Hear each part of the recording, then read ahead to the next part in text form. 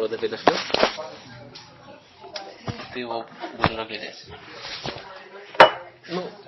Okay, so hello, Alex. Hi. So I wanted to start in a bit non-conventional way, so with a little bit, I think, difficult question. Так мне чуть, да? But maybe we will outline the situation we are right now in the world. So Chantal Mouffe vocalized once an idea that our world has to be divided into several regions, which should not be tampered with by Western democracies. And so, in her view, an individual gets an attribution of the region, but at the same time, on the other hand, Trump's team around 175,000 different ad variations, on the day of the third presidential debate, testing them to adjust to specific individuals. So my question is, which is a crazy idea right now, being attributed to some generalized region, like in your case it would be an Eastern European, or being a profoundly studied, like up to private details of your private life, individual in the political campaign, like for instance when a politician would view and target you as an anxious father or an angry introvert. So which is crazier for the modern world? To be studied and I just want to clarify. What are the two options? One option is to be targeted like that, and another one is so the first one is to be an individual but described and attributed to the whole region. For example, he is an Eastern European, he's Islamic. Okay, I see. Yeah, well, for me personally,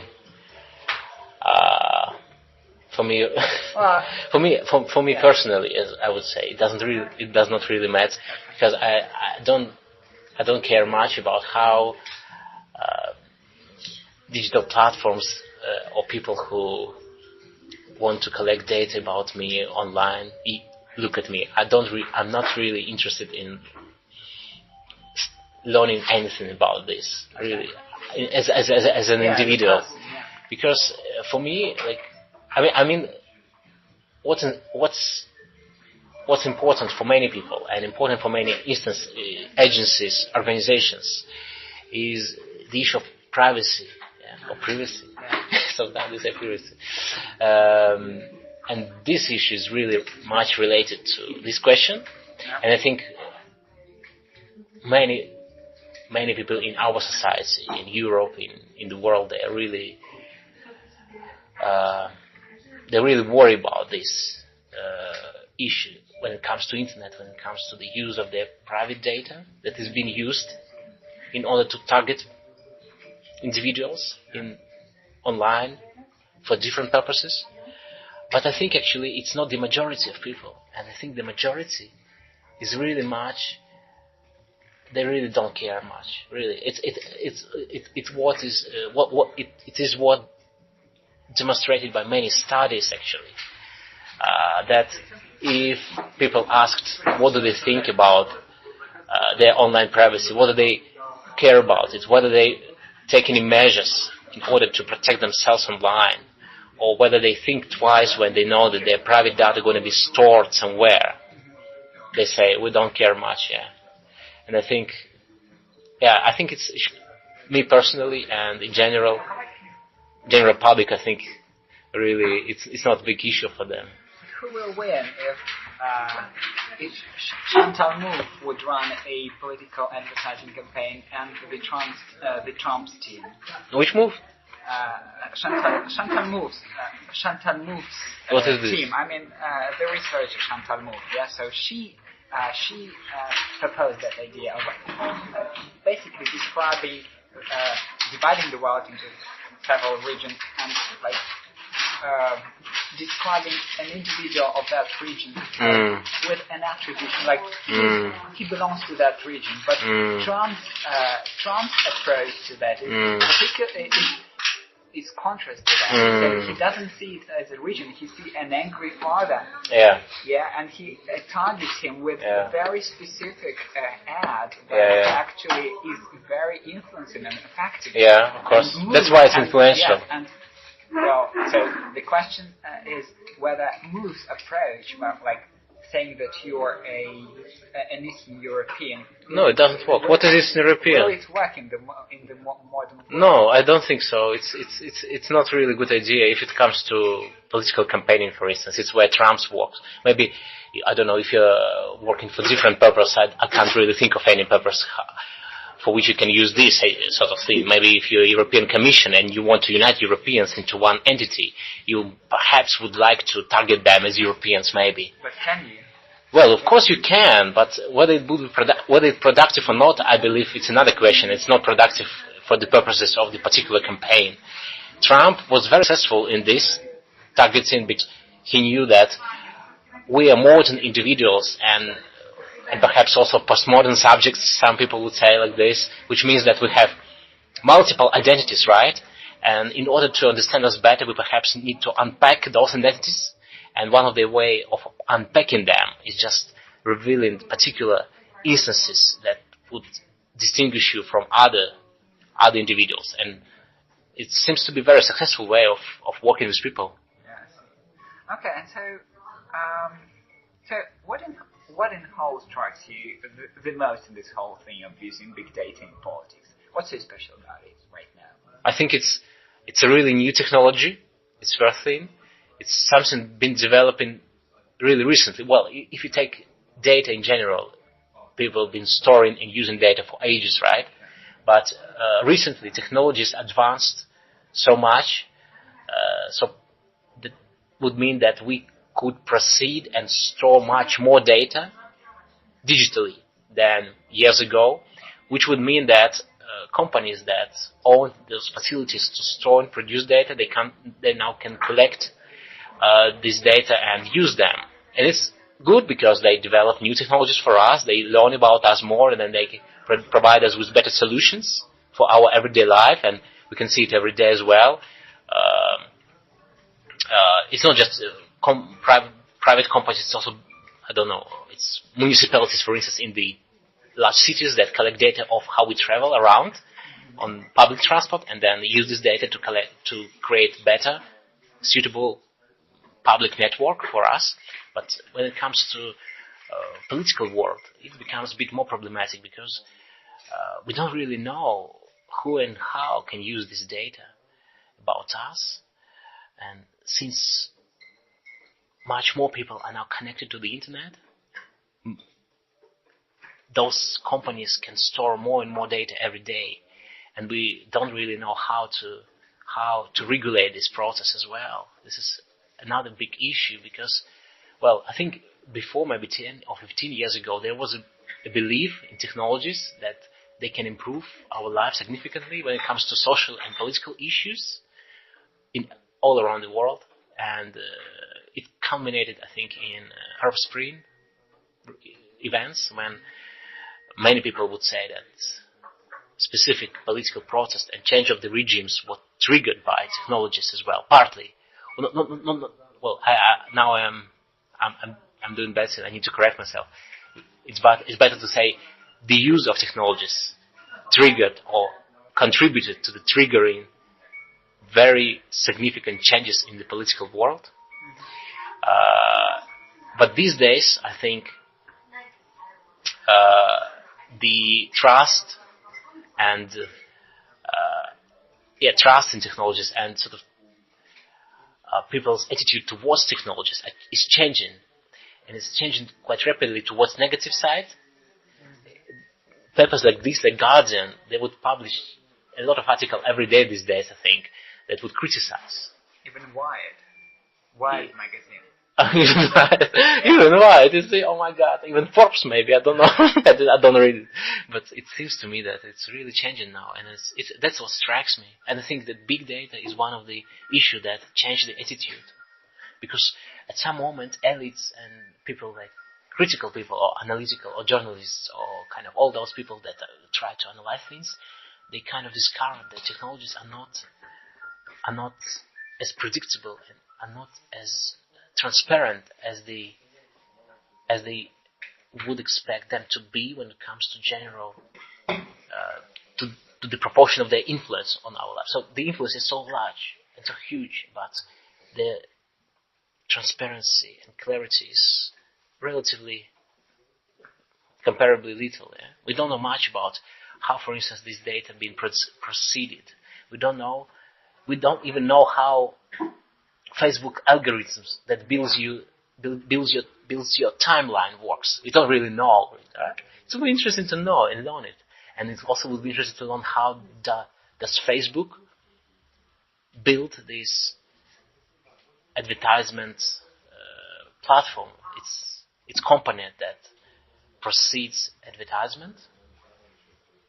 Because as any individual who uses Facebook, not just Facebook, Instagram, Twitter, all of them can see advertisement, and this is main part of their profits, right? That's where their profits come from. In case of Facebook, 95% I think comes from just US market. 95%. Yeah, I think so. Yes. And it means, man, and we know that Facebook is one of the largest company in terms of capitalization, as well as Apple and other technology companies, which means that there are a lot of money behind this, and many people trust and believe that this model works, but we don't really know how it works. And when it comes to social issues, comes to political issues,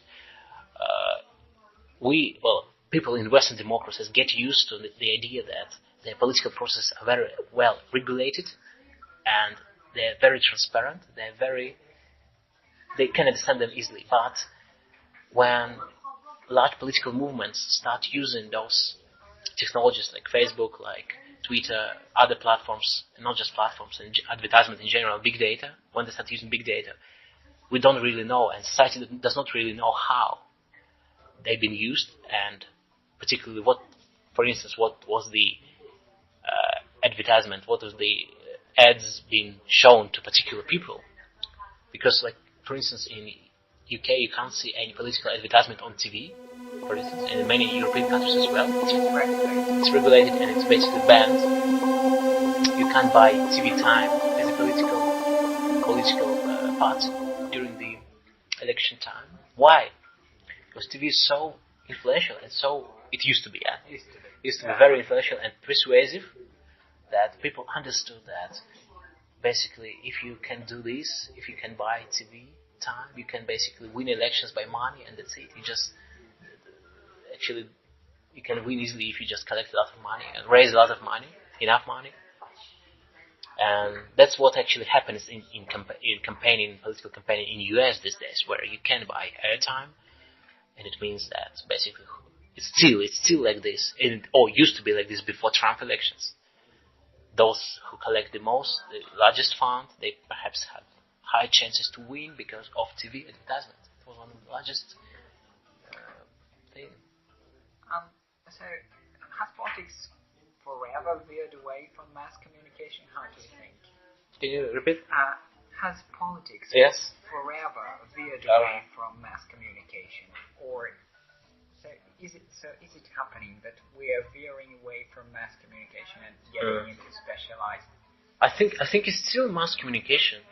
It's still about masses, but we just learn how to unpack those masses into individuals. Yeah, but so by mass communication, we would assume that one ad for a big amount of people. Yeah.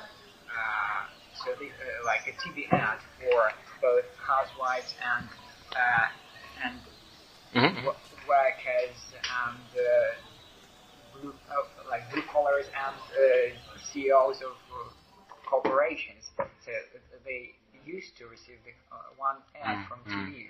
Yeah. That was mass communication. Are we veering away from that and going into more digital and leveraging all the facilities that it provides with specificization to the needs, to the demands, to the emotional state, I see. to the local. Well, from if you define mass communication in the way you define it, definitely it is the process there.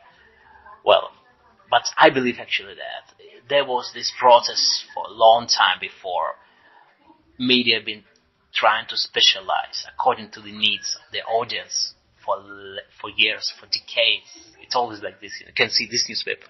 Like Guardian Weekly consists of not just of plain style articles. They are all different for different people. They have home section, they have finance section, they have criminal section, and it's normally they've been read by different people. But I've never been found. I've never got a newspaper especially tailored to my specific emotional, let's say, emotional current situation or mood I am right now in this particular moment. Yeah, of course. Until you're not in Harry Potter. And this was what Trump's campaign tried to do. Oh yeah, well, yeah, true. Well, that's what digital technology definitely allow for. They definitely allow for this kind of emotional. Yeah, your idea is good. Yeah, I like it. So you don't envision actually politicians in the near future breaking with the traditional models? No, I don't think so. They will. You know what's interesting? For instance, you know that in UK, in United Kingdom, there were just elections recently, general elections, and in summer. And what happened? Surprised many people because everyone predicted that Conservatives are going to win, and many people would say that Labour Party, they're losers. People have no trust in them at the moment. Not so many people are going to vote for them. But what happened? Just in 1 month of the campaign, Labour's attracted a lot of new voters. A lot of people switched to them. And one of the reasons for this was, as preliminary analytics and preliminary study of this campaign says that Labour were much more successful in using, Labour Party was much more successful in using digital media and advertisement and targeting audience, especially young audience, and not on Facebook. This audience is Instagram and other places, Snapchat.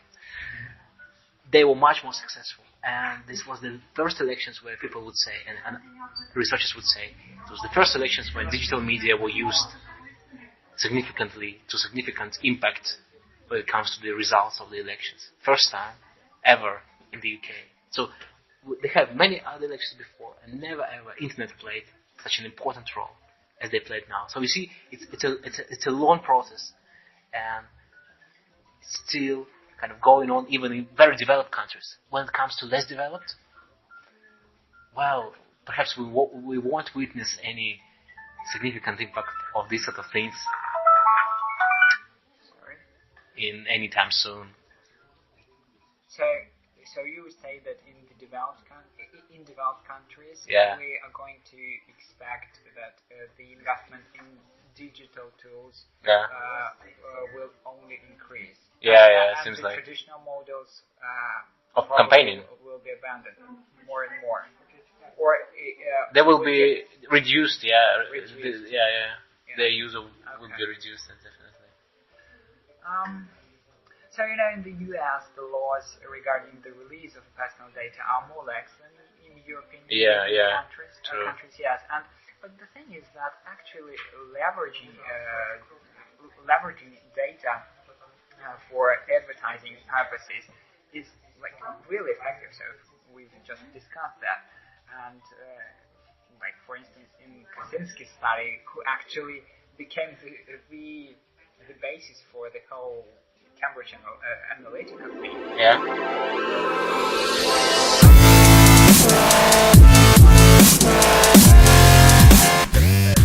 Matching products or marketing messages to consumers' personality characteristics increases clicks to 64% and conversions to 1,400, something like that.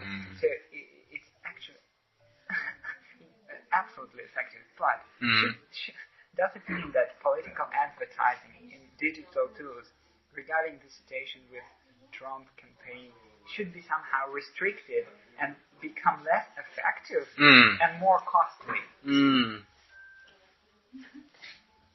Yeah, well, yeah. Should we compromise the effectiveness of that? Compromise, you see? Well, Because I want to continue my previous thought.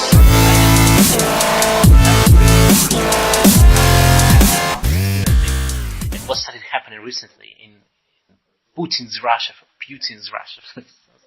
and other places where bad guys are in power, they discovered how to use internet, how to use big data. It was ISIS. You don't need to go far away. ISIS is a big issue in the West, and ISIS is very good at targeting young people on Twitter. They're harnessing that. Yes, and it means that not just good guys now learn and know how to Google or how to use big data, but also bad guys. And we also need to find a way how to protect our societies from the influence of those bad guys. And for this reason, we should first think of, well, in countries where there is democracy, about democracy, about democratic elections, about the representation, about those important democratic institutions that have been developed for years. It should be the first priority. And then we should think of any kind of effectiveness. And do you see any regulations coming up soon in this field? Well, actually, in the UK there is a review of legislation when it comes to the elections, because they realize that everything can happen. We want and we need to know more. In US there is an investigation related. It's called so-called Russian inquiry by someone called Mueller, who used to be the CIA director. Now he's the head of special agency that deals with this inquiry, and they've been interviewing representatives of Facebook and Google, and there is a chance, and it's conducted also by the US Congress, which means that perhaps since this legislative body is involved in this process, there is perhaps a possibility that as a result of those investigations, there will be some legislation proposals, both in the US and in Europe. And I really hope there will be some, but I hope they would not be very restrictive. It's not good, I think, for democracy as well, right? Yes. Yeah, I should agree with you. So thank you, Alex. That's it. Oh, great. That's it. Yeah, that was my pleasure to talk to you. My pleasure. Thank you. Thank you.